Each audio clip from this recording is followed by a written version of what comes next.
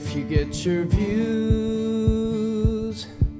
from television news, you'll only hear stories that corporations choose. You'll only get to see what they want you to see. You're gonna have to read and decide what you believe.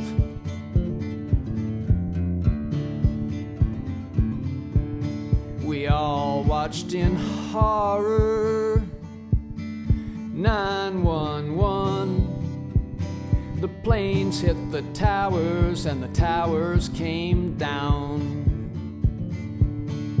Did you ever wonder how they fell so fast? Well, maybe that's a question that we're not supposed to ask.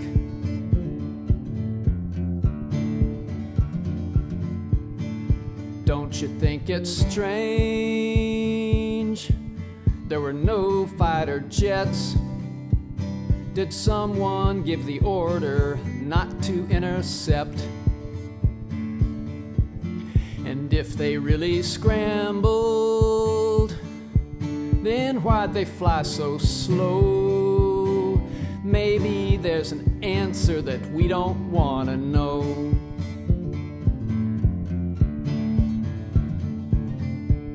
And where was our president? George W., that fool. He was visiting with children at an elementary school. And when he heard the news, he didn't seem concerned. He just calmly read a picture book while all those people burned.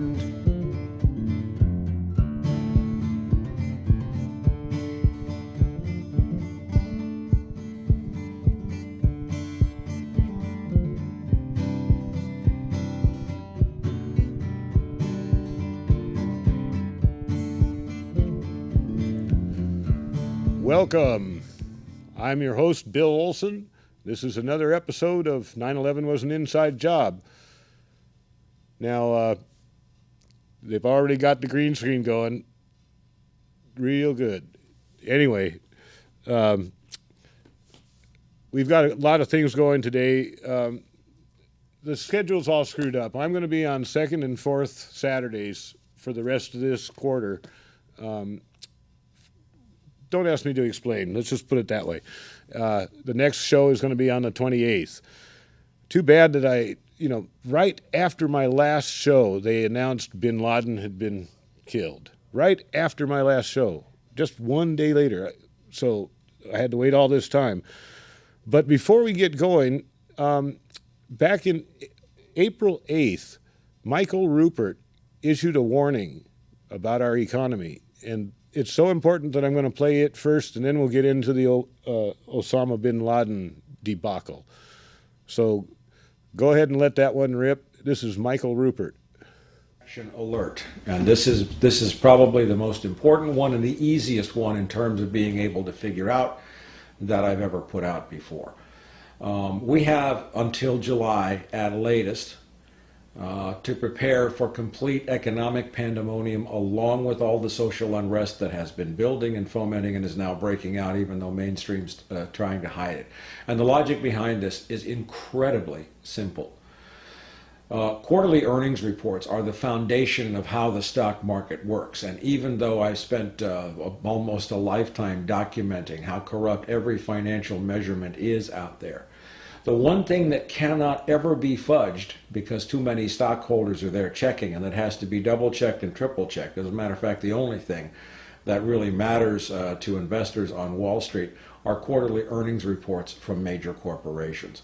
In my last emergency broadcast to you guys, I read a list of about 30 major Japanese companies, and the list was breathtaking. Everything from Asahi to Sony to Samsung to Toyota, Nissan, Toshiba, Mitsubishi, Yamaha, all were going down in Japan, and all are still shut down in various states of activity. We also reported to you on the World News Desk and here that the follow-on effects due to the component shortage as a result of this are having big bites around the world. We know that 6 major German companies, I believe Siemens was one of them, have been drastically affected because they cannot get the microchips, the circuitry, and anything else that they need to put their products out on the line. So the interconnected, complex global supply chain is beyond stressed, and the evidence surrounding that is clear. But not only that, we have seen Toyota announce a shutdown of all North American plants. That's Mexico, Canada, and the U.S. Haven't seen clear numbers, but clearly at least 50,000 people are unemployed, but those cars are not being made and they aren't going into GDP. That money isn't circulating. We have a couple of GM plant slowdowns, temporary shutdowns as they're reported. But we saw yesterday on the World News Desk, or the day before, that Toyota was shutting down its UK manufacturing plants for an unknown period of time, laying off people there. Those are cars that are not being sold in the British economy, and those are paychecks that are not being issued.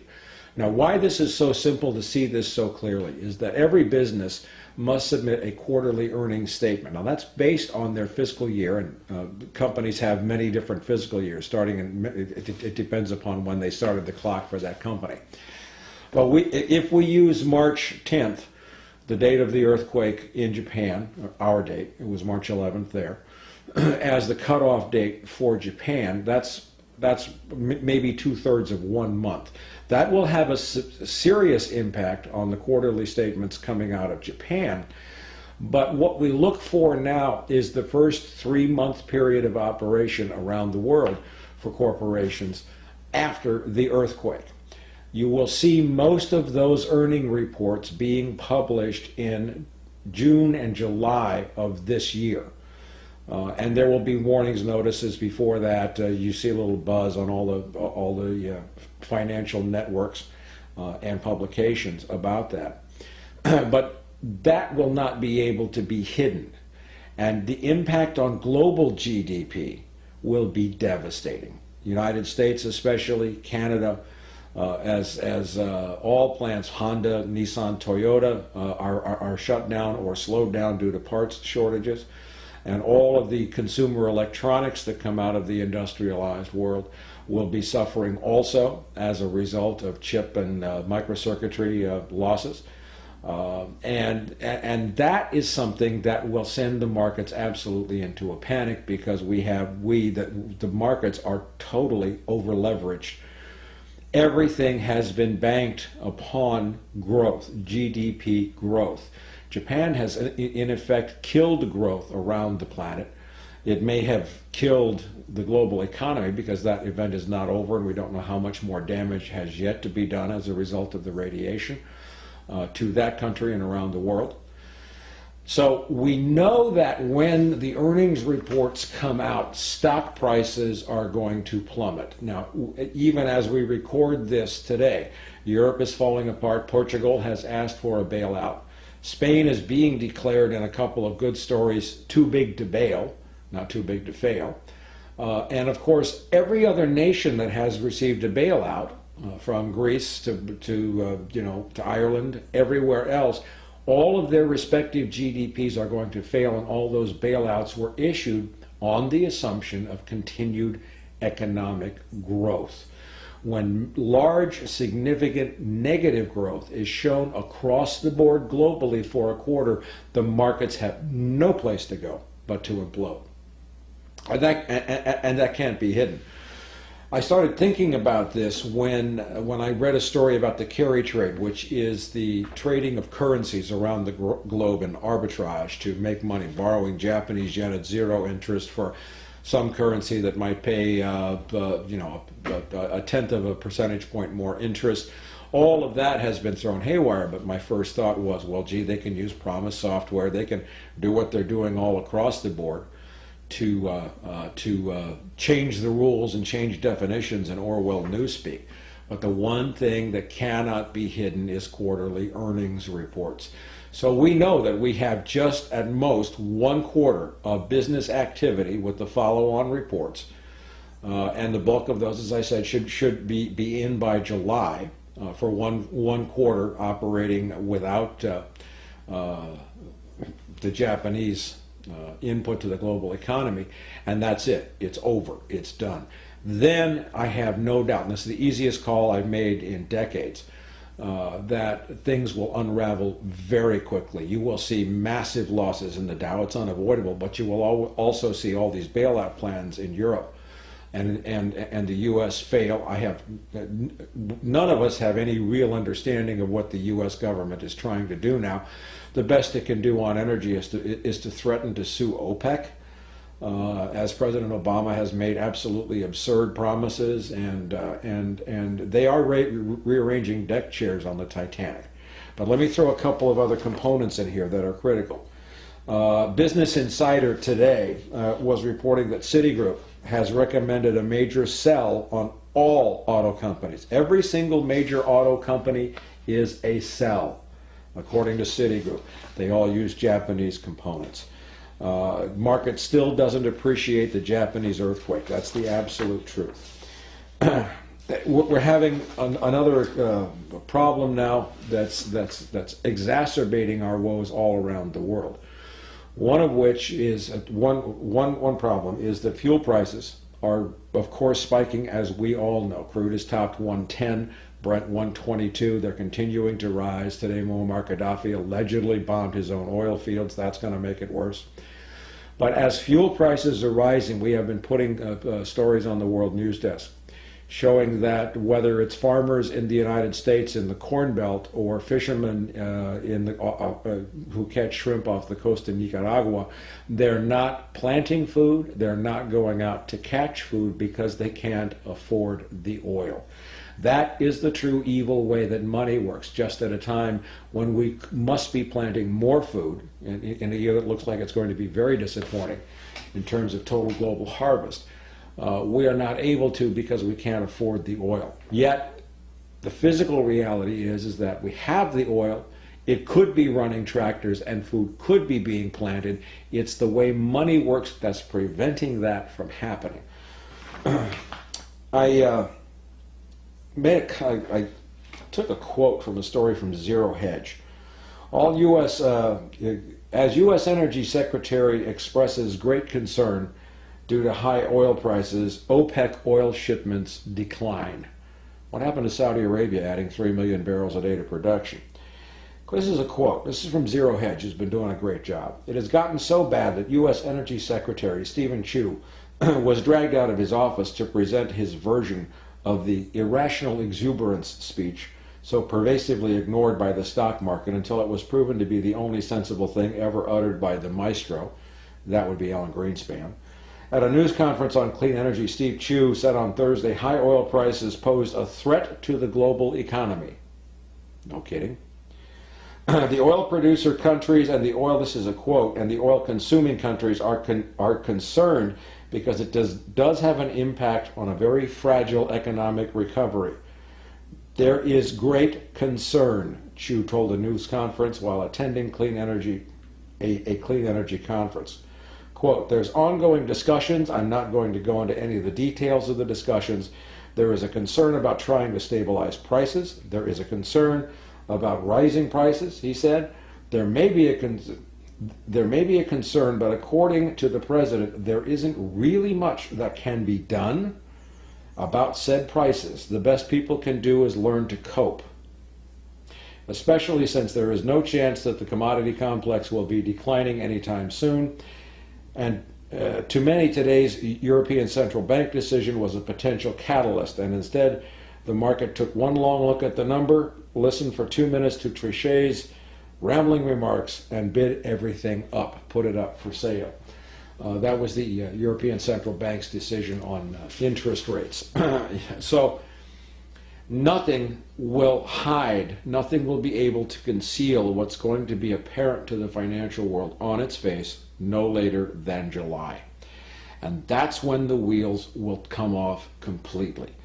When we see a 4,000 or 5,000 point drop in the Dow, which will be inevitable as global GDP suffers under the loss of Japanese input, and as the financial system goes haywire, I'm kind of, in a left-handed way, grateful to the events in Japan for what they have given us. They have given us a wall against which we know we have to look and back ourselves up to, and we have between now and July to get ourselves as ready as possible to feed ourselves, to protect ourselves, to keep ourselves warm, to stay out of the way as much as possible until things settle down. I really do not think we will be living in anything like the society we have known, the civilization we have known by this fall.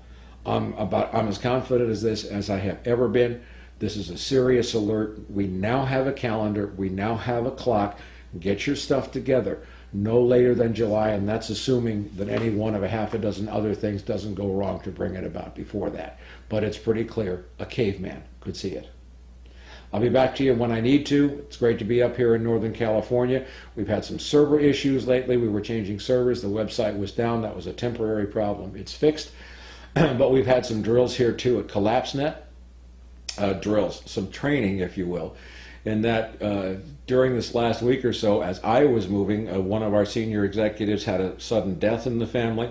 Another senior executive had a complete computer failure.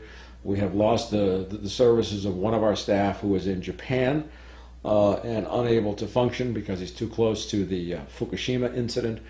And so this kind of gave me and gave all of us here at CollapseNet a glimpse into our vulnerabilities, which we're working to fix, but this is the kind of instability and rolling decks that we need to kind of get used to, and it's quite an emotional ride. Don't minimize that. Don't try to suck it all up and act like John Wayne. You're going to need friends around you just sometimes to scream and pull your hair out. I'll talk to you soon. Okay, now, I don't know if you've heard about Steve Pieczenik, or Pieczenik, excuse me. It's Pieczenik. Anyway, he's the co-author of the Tom Clancy novels that you've probably read, the exciting spy novels, because he is a spy. I mean, he does all of the stuff you see in those movies and books by Tom Clancy. Anyway, we're going to play a cut by him, and you might be really interested in this. He was on Alex Jones's show 9 years ago, and he reported Osama Bin Laden was dead and on ice. So let's see what we have to see on this one.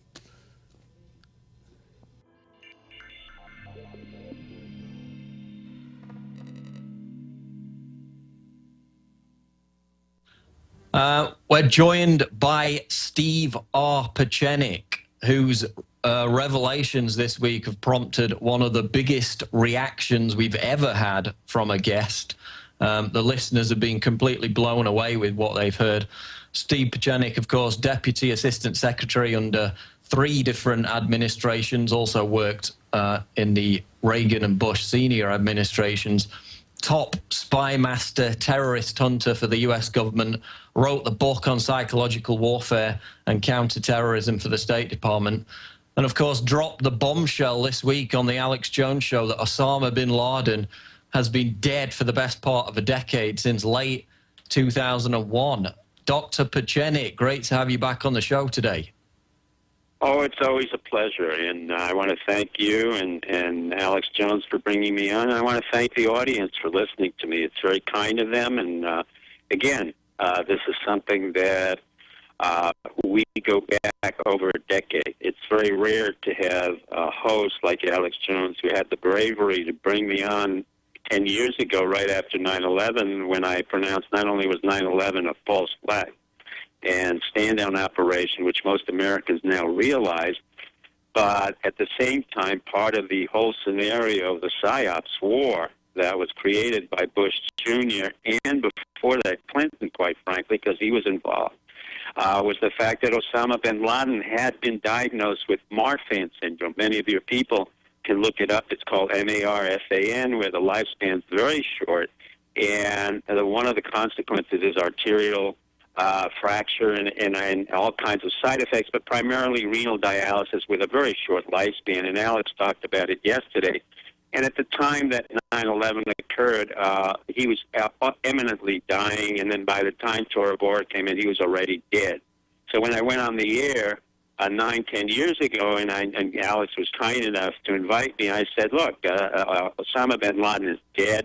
the issue of why we used Osama bin Laden is basically a story narrative that the intelligence community, usually the CIA and civilians, not often the military, although the military is literally separated out at this point. Many of my own men I worked with in special forces, not the Navy, but in the Army, particularly in the Army intelligence, have really been watching this, and I must admit that I have full respect for our military. I myself was a colonel at 32 and refused promotion at 39, but my point being that there was a narrative that was developed in order for the United States to go into a so-called war on terrorism, which is an oxymoron because terrorism is not a war, it's a tactic, it's not a strategy.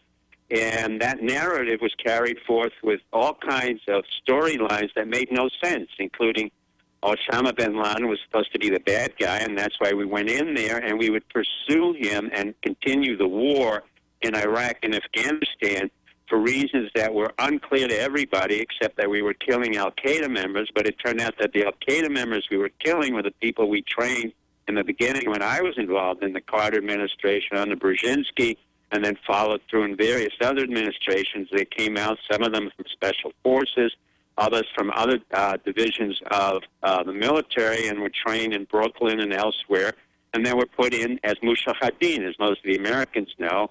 And then eventually the storyline went, as the Bush administration created with the neocons, Paul Wolfowitz in particular, Zalmay Khalilzad, Elliot Abrams, Condoleezza Rice, Richard Cheney, all of the what would eventually be turning criminals and liars, as we found out that there was no weapons of mass destruction. And suddenly, not only did we have one villain, Osama bin Laden, who already been dead in this narrative. And we'll talk about it after the break. Stay there. We'll be right back with Steve R. Pieczenik.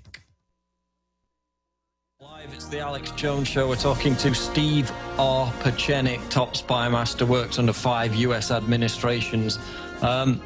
Dr. Pieczenik, I was talking in the last half hour to the former Assistant Treasury Secretary under Reagan, Paul Craig Roberts, and he was, of course, fascinated by the statement you made earlier this week, the fact that a top general under Wolfowitz told you directly that 9/11 was a false flag and that you were prepared to go in front of a federal committee to reveal that name.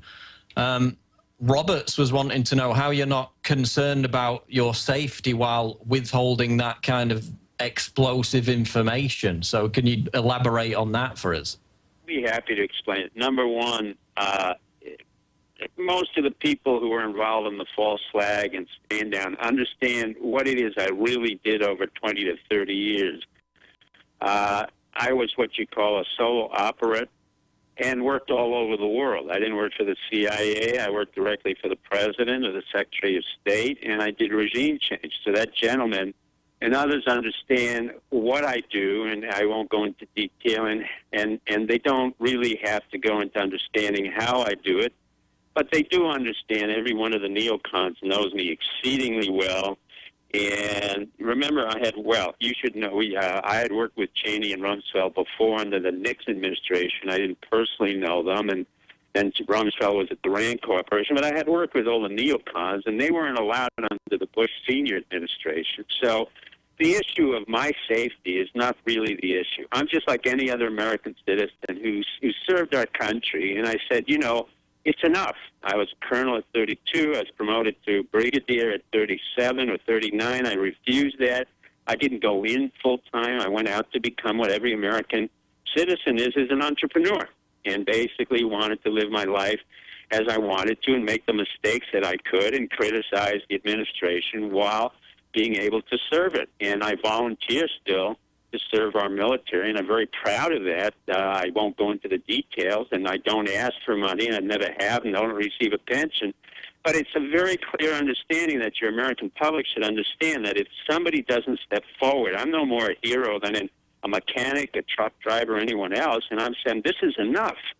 And I don't worry for my life. My life has been at risk serving my country, 8, 9 different times, from the Middle East to the East Asia to Cambodia, with the Khmer Rouge, with the Red Brigade, with PFLP. And so I think those who know what I'm saying understand that this could be a mutual assured destruction if anything really happened to me, and it would really not be very good for anyone to consider even thinking about terminating me, because it's not an issue. I mean, I don't need to threaten anybody. Everybody understands in the business what I do and what I've done, and it would be best for everybody just to cool it and allow an American citizen to say exactly what he wants to say, to criticize a president who's not qualified to really be in this position at this point in time, who has maintained a narrative that's totally deceptive, false, a lie, and basically the issue is, those who are involved in this deception and in 9/11, they're not going to get away with it.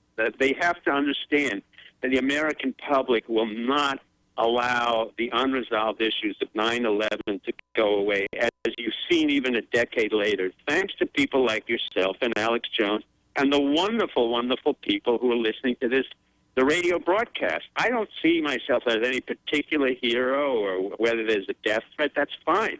I mean, I do what I do without the concept that they're going to kill me or I'm going to disappear, and that's unfortunate for most people, because I feel like the Jeffersonian doctrine, which is every generation has to fight for their own democracy. So I'm blessed to be in a country where at the same time I can serve Nixon, Reagan, Bush, Ford, Carter, and Bush Sr., who I admired immensely, and at the same time be able to criticize his son, who I thought was totally incompetent and totally dangerous, Bush Jr., and now I see that there's a sequel to that, and that is Obama. It doesn't matter to me whether you're Republican, Democrat, Independent, or any other spectrum of the policy, but you cannot, I repeat, you cannot continue to have a PSYOPs operation on the American public that wants to justify the increased popularity and self-aggrandizement of a president like either Bush Jr.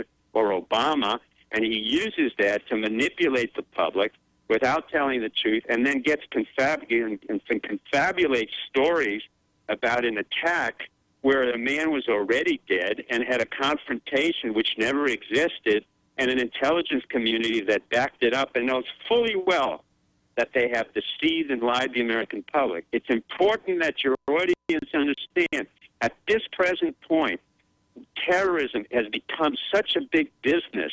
We have over 850,000 people involved around the Washington area in the military-industrial complex making in top-secret relations, which is absurd. We have TSA that has really never done anything to prevent or protract safety. And what's important to understand in this point right now for the public, we have been safe for over 30 to 40 years. Nothing and no one has ever attacked the United States. The only people who attacked the United States was George Bush, Cheney, and Rumsfeld. So the nonsense that since 9/11 we have been safe is an absolute lie. It's a continuous lie, and those who believe it are continuously deceiving the American public. If anything else, it has become worse. We've exacerbated our relationship with the Pakistani government, the Pakistani military, which I have worked with under Yaqub Khan, and the very few intelligence operatives who can have the access or had the access that I've had, including with the fundamentalist, Islamic fundamentalists who went to school with me. And at the same time, we have become an increasingly police state, which is exacerbating our economy, the fact that we are going down in our living standards, the fact that people have to have double jobs. There are no jobs available, and this president, all he cares about is garnering $1 billion to reelect himself in another narrative, which was totally delusional. So the problem now isn't about me. I'm not more a hero than any American who says, look, this is enough. I'm not going to take this anymore. But I didn't expect 10 years later for another delusionary panderer called a president, a politician, whether you're Republican or Democrat, to continue this nonsensical story that we have been attacked by Muslims, which we hadn't been. We were attacked by our own people in a false flag operation, and the point of the Osama Bin Laden resurrection is this is the psychological resurrection. If the SEALs attacked anything, then they're going to have to explain to me who's been in intelligence for a long time and works with special forces, not the SEALs primarily, how they attacked the mortuary, you know, because he's dead. And he was dead for 9 to 10 years, and there are others who can confirm that. The issue at hand now is still more important. We have to stop this government and other governments from continuing to deceive, deny, and continuously manipulate the American public. That's why Alex Jones is so important in your radio show. They can call us conspirators. I don't care. You know, that's an incredible, easy way for the intelligence community, which is not very effective, by the way. And let me give you another little statistic. 80% of the CIA now are composed of mercenaries. In the days that I worked under Reagan, Bush, and Bush Sr. in particular, we had real heroes, men who had really served our countries and worked on the Cold War.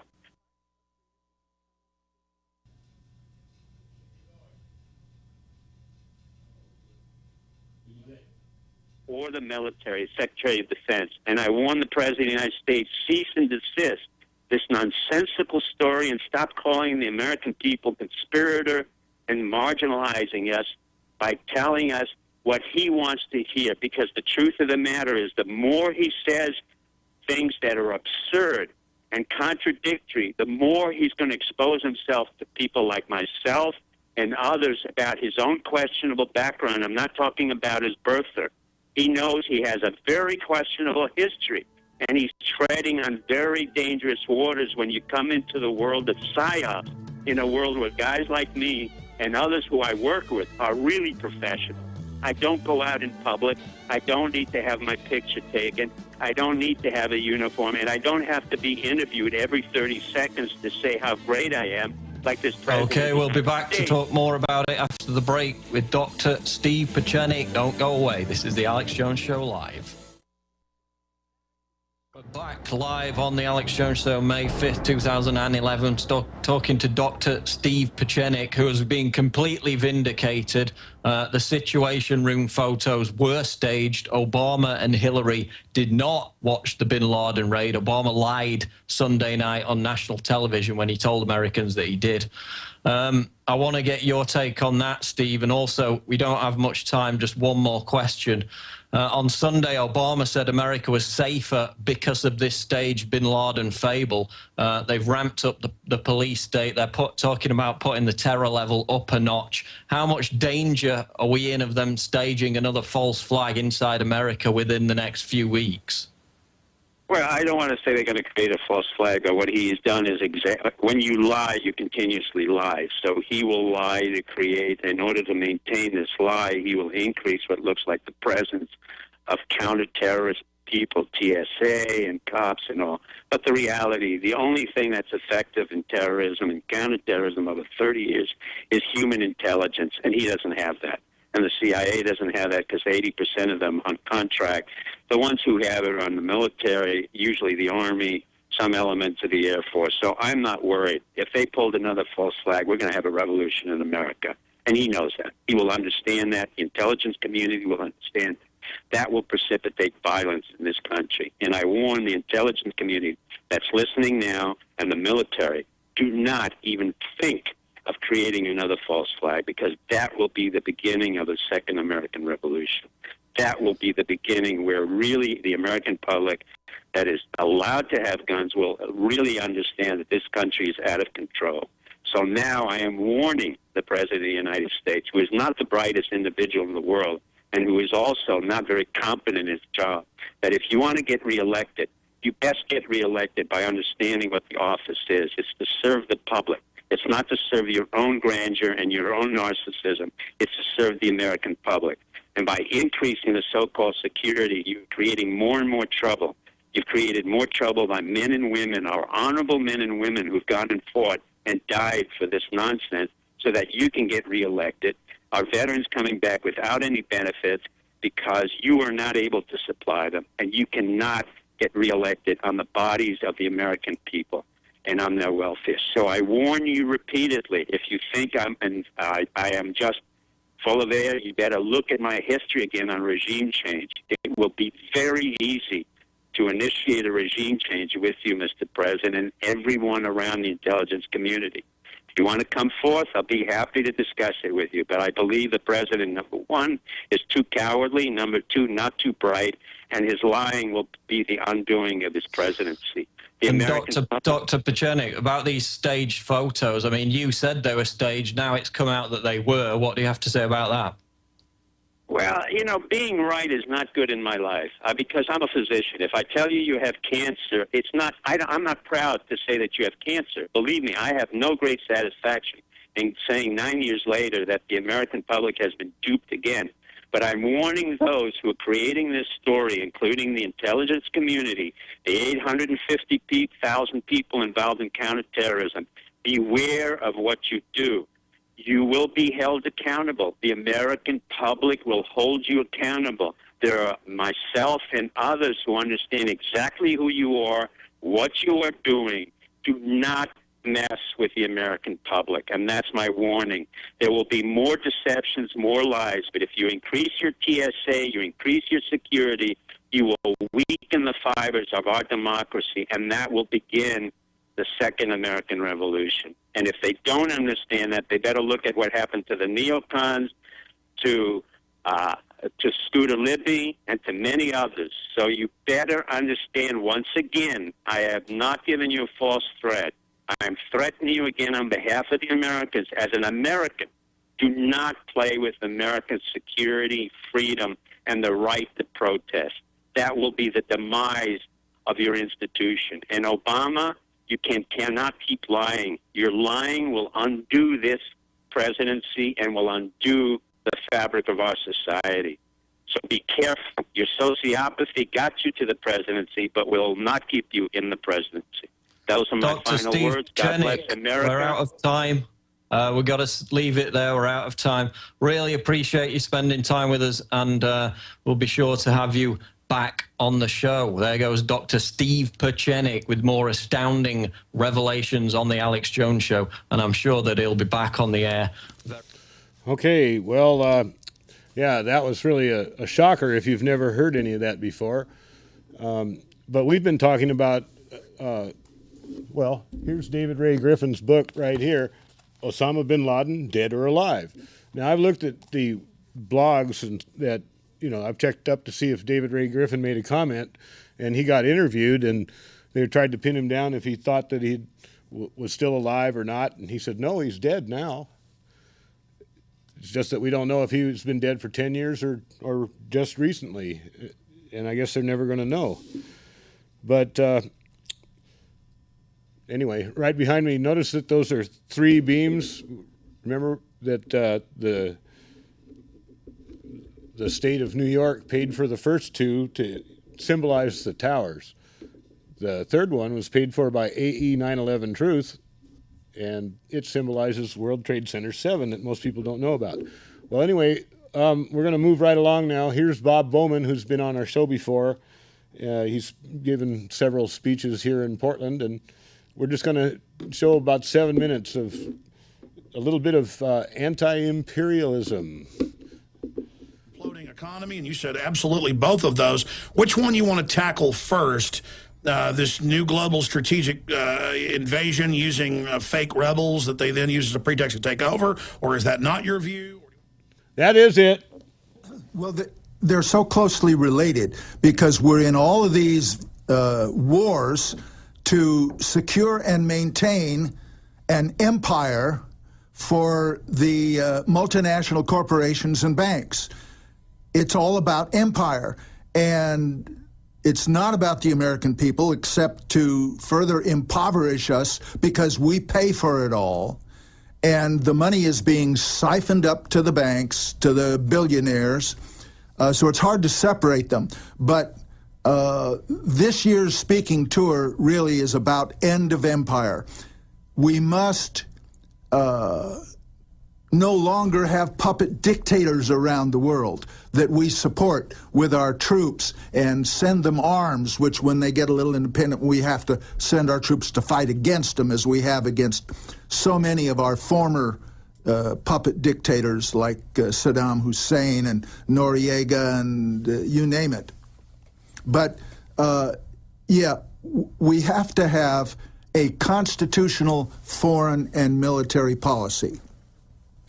If you take a look at this document, it doesn't say anything in here about using our armed forces to go around the world and prop up the financial interests of multinational corporations and banks. It's about protecting our people and our borders, period. And if that was our military mission, if that was our only military mission, we could bring our troops home from those 700 bases around the world. But they're always changing the definition because they're giving us false reasons of why they're in the countries. Really, it's about occupation. It's about occupation. And, I mean, why after 66 years are we still occupying Germany and Japan, for example? No, the whole thing is ridiculous, and we've got to stop it. We've got to go back to being just another sovereign, independent member of the family of nations. And when we do that, and when we bring our troops home, we can enormously enhance our national security, and at the same time reduce the defense budget by 80%. Now, there's fiscal responsibility. There's money that we can use for crumbling roads and bridges and hospitals and schools and infrastructure. There's money we can use to take care of the elderly and the indigent, slash Medicare, slash Medicaid. These are the things both of those stupid parties are talking about now, and they're not talking about the obvious, which is to stop being the hired guns of global runaway capitalism. Well, I mean, to even call it capitalism, I'm a total libertarian free market guy. Having trillions to banker bailouts, having trillions in corporate welfare, and there's no discussion about cutting that. And instead, it's cut the food stamps or cut the Medicare, the Medicaid, the Social Security, which will only stall the economy out more. I don't like the dependency. If you're going to have welfare, it should be at a state level, in my view. But obviously, this is the same model of austerity the same banking cartels have put in Argentina, Eastern Europe, and we know this leads to more poverty. This is their system of destroying their competition. And this is exactly why we're in a lot of those countries. Take a look at the countries we've invaded, like Iraq, like Libya, and what you find with all of these countries, they happen to be the few countries in the world that are not part of the Rothschilds' banking cartel. They are independent of them. They do not take money from the World Bank and the International Monetary Fund. They print their own money like we're supposed to do under our Constitution. They print their money debt-free, and they use it to do what they want to do. Dr. Bob Bowman, stay there. I want to come back to that. First thing they did within a week of the al-Qaeda rebels they put in Libya was a new central bank fund. The Patriots is all about, my organization. Well, there's some good news. I monitor liberal radio, conservative, libertarian, the whole spectrum TV. And in the last month, as the pain has gotten bad enough and as they've stopped denying that we're in an economic free fall because it doesn't work anymore, and as enough people that thought they were part of the power structure feel the pain, they're now admitting not corporations good, welfare people bad, or welfare people good, corporations bad, rich good or rich bad. A more sophisticated, reality-based thing is emerging. They're going, wait a minute, there's ultra super rich corporations that pay almost no taxes or none. They use government to get corporate welfare and shut down their competition. And they are setting up a global system to rob us and get rid of the middle class where we fit the bill for everything. And I'm hearing liberals say it. I'm hearing Glenn Beck say it. I'm hearing mainline conservatives say it. I'm hearing Michael Savage say it. And I never heard this even a few months ago. And I'd like to say this show, you know, is putting some of the reality-based talking points out, but others are. And so I'm seeing a real shift where people are saying, wait, we better cut defense. A lot of conservatives led by Rand Paul. We better get out of this empire because it's all over. And the offshore banks, they don't care. They have the 112 points in the IMF World Bank documents that came out in 2002, where they like to suck you dry, then implode you, then bring in austerity that makes it worse, and then offer a new solution, more austerity. Yeah. I mean, folks better understand. You better grow out of your Republican, Democratic, limited, little mindless fairy tale paradigm. You better get religion about world history and world government and what oligarchs do and the same tropisms they set up each time, or it's over. I mean, this is real. We're going into a depression, hyperinflation. They have set up a police state. They are training the neighborhood people to be spies. They are visiting all the major doctors and community leaders to spy on their patients. They visited my dad. They visited other people he works with. They're going to other dentists he knows. I mean, this is a major D-Day level build-up against us. I mean, I'm telling you, I mean, this is real tyranny. Yeah, and the guys on the right, a lot of them say, oh, you know, we blame government. You know, it's big government's the problem. Guys on the left say, oh, big business is the problem. What they don't understand is that those are two sides of the same coin. When you have the fusion of industry and government, you have fascism. That's exactly what Benito Mussolini defined as fascism, and it is. And that's what we've got, because we have a government that is wholly owned by the biggest business, these oligarchs that you're talking about, the banking empire. And they own our government right now. And so it's not that the government is too big, it's just that the government's in the wrong hands and serves the wrong people. We need a government big enough and strong enough, but most importantly, independent enough to protect the people from those giant corporations. And right now it can't, and it won't, because it doesn't want to, because it's feeding off them. Well, but then there's the argument of allowing big government to grow, then allowed a big enough government to siphon off our money to the big corporations. But regardless now, these corporations, I mean, what, more than half the top 100 biggest economies are not even countries. They're corporations. Yeah. These have intelligence networks. They have spies in every strata of society. They are government. People need to get that. Yeah. They are sovereign. They operate. They do what they want. They're above the law.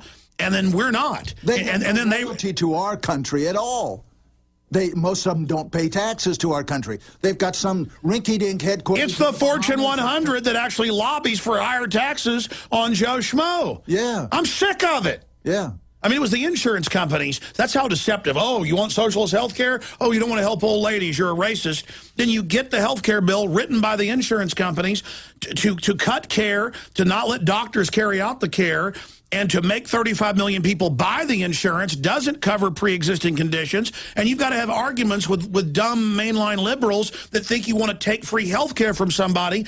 It doesn't exist. It's such a fraud that we're having a debate about health care when it's not. Oh, man. Okay, yeah, we could go on forever, and I strongly urge you to, check out some of these things on YouTube yourself. I wish I had a show every week and then wish it was 2 hours, because, I mean, I've got, I don't know, maybe another hour and a half of items that I could roll in, but we don't have that time. I've got the neighbor who lived right next door to the compound where the assassination of Osama Bin Laden supposedly took place, and he says there was no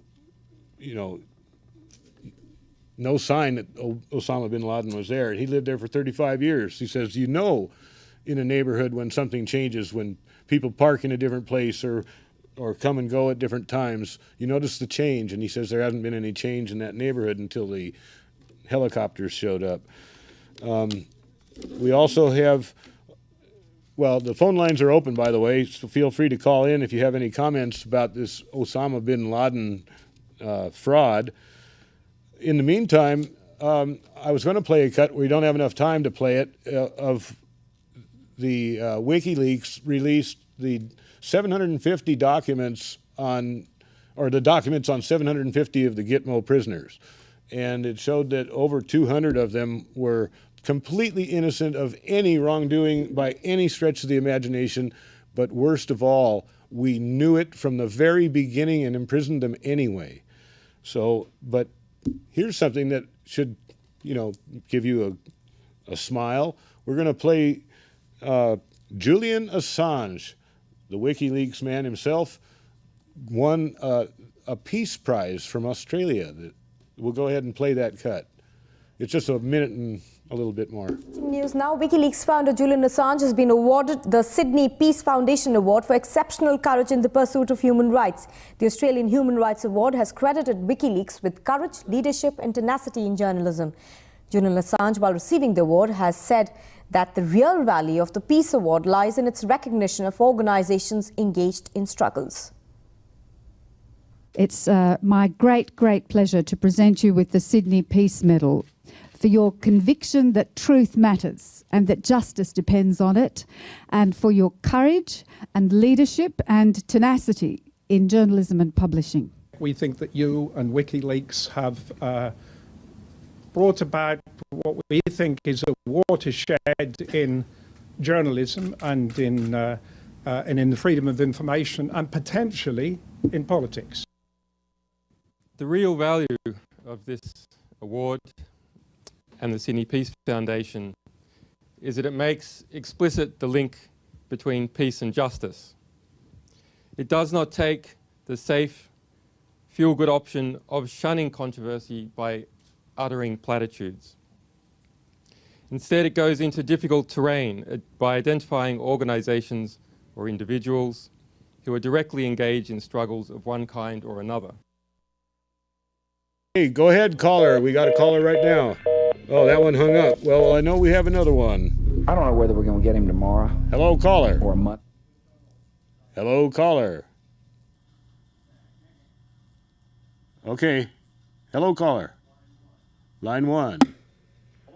Hello, caller. You're on the line. Hi there. I was wondering with the candidates running for 2012, who would you trust, being, you know, they're kind of a puppet?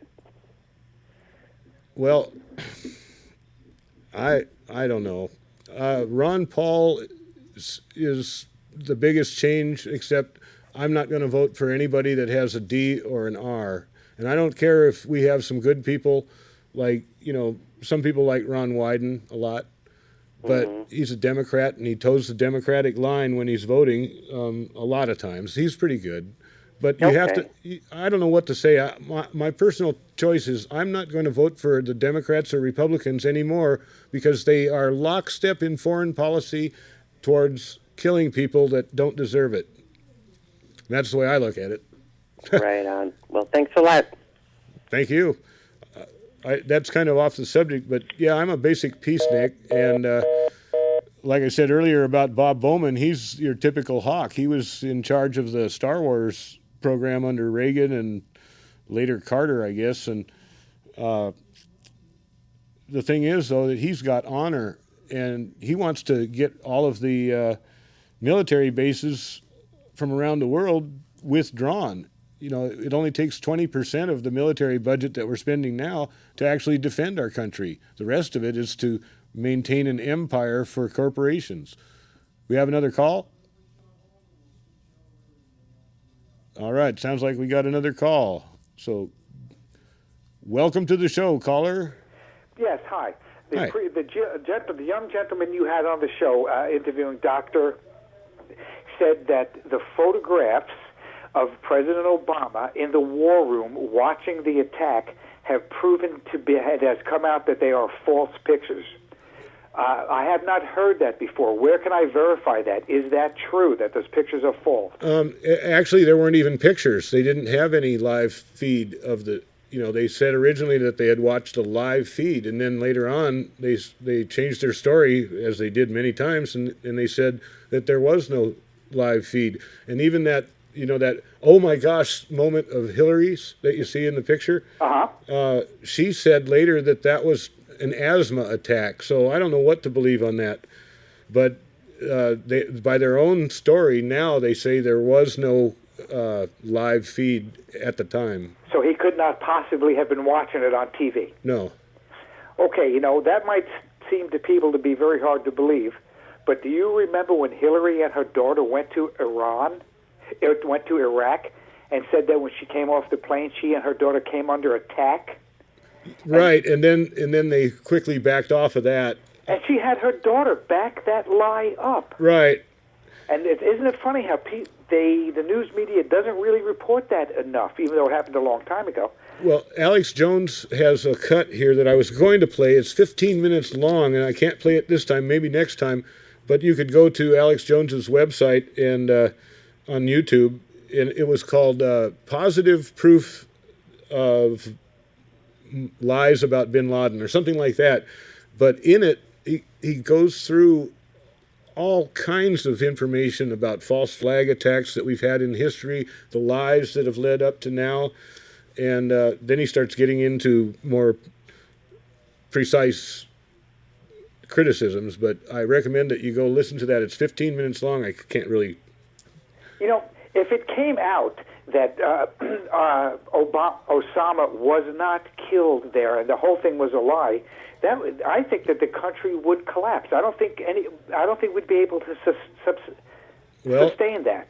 Here's some sources that you can check out. Madeleine Albright, I know who she is, sure. Okay, in 2003, she said that Osama bin Laden was on ice and that they were going to bring him out for an October surprise in 2004 to help the election. They didn't do that. Enough people talked about it. Also, Walter Cronkite said the same thing. It was also in, I can't remember exactly now. Mm-hmm. But those are two sources, Walter Cronkite and Madeleine Albright, that both said that he was dead and on ice. You know, are you still there? Yeah. Condoleezza Rice was being interviewed by Lawrence O'Donnell the other day. And I certainly am not a Lawrence O'Donnell fan by any stretch of the imagination. But he nailed her to the wall. She couldn't back up and change her story often enough. I'm going to have to go watch that. I didn't see it. Oh, it was truthfully wonderful. Glenn Beck played it. Lawrence O'Donnell interviewing Condoleezza Rice. It was phenomenal. Right on. Well, it was something to see her being questioned in Congress about the, the August 6th presidential briefing papers that said Osama bin Laden determined to crash airplanes into New York or whatever it said. Yes, correct. And she was backpedaling on that, you know. Unbelievable. Thank you for your show, sir. I certainly appreciate it. You bet. And check it out on YouTube. Go to YouTube 251 Omega, and that's my channel there. You'll get all the videos.